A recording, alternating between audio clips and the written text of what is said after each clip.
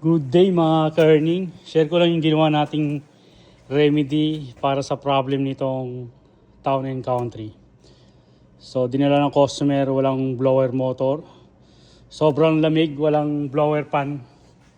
Kaya nagmo-moist yung windshield. So chinik natin yung blower motor, okay. Chinik natin yung fuse, okay.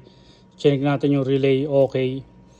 Chinik natin yung supply from fuse box papunta dun sa blower motor, buo. So ang nakita natin problema is yung fuse box assembly. Yung contact nyo dun sa ilalim, corroded na.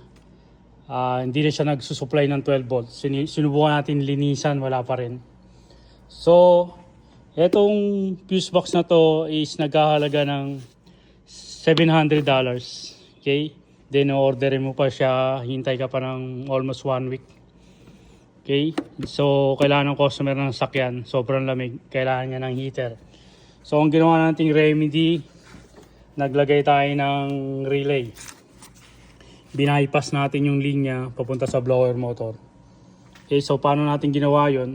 Pinutol natin yung blue wire na papunta sa blower motor, binaypas natin, nilagyan natin ng relay. Okay, kung makikita nyo, 85, 86, 87, and 30. Hindi ko ginamit yung 87A. So pinutol ko yung blue wire papunta dun sa blower motor. Kinunik ko siya sa number 30. Okay, then yung number 87, nilagay ko siya sa fuse box. Yan, 87. Then yung 85, nilagay ko siya sa ground. Yan, makikita nyo yung ground. 86, hinanap ko yung ignition. So upon ignition ng vehicle, magkakaroon siya ng supply. Then 85 naka-ground. So pag ignition niya, magkakaroon ng magnetism yung 85, 86 dahil meron siyang 12 volts. Hilay niya yung supply from 87A papunta ng 87. So mangyayari, yung 87 tutulay yung positive papunta doon sa 30. Yung 30 is papunta doon sa blower motor. Okay, so ito meron tayong diagram. 87, 12 volts battery, 30 output papunta ng blower motor, 86 ignition, ito yung pag sinususi, 85 yung ground. Okay, so testing natin.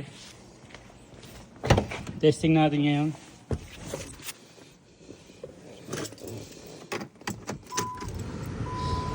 Ayan o. So meron ng blower motor. Blower pan, gumagana na yung heater.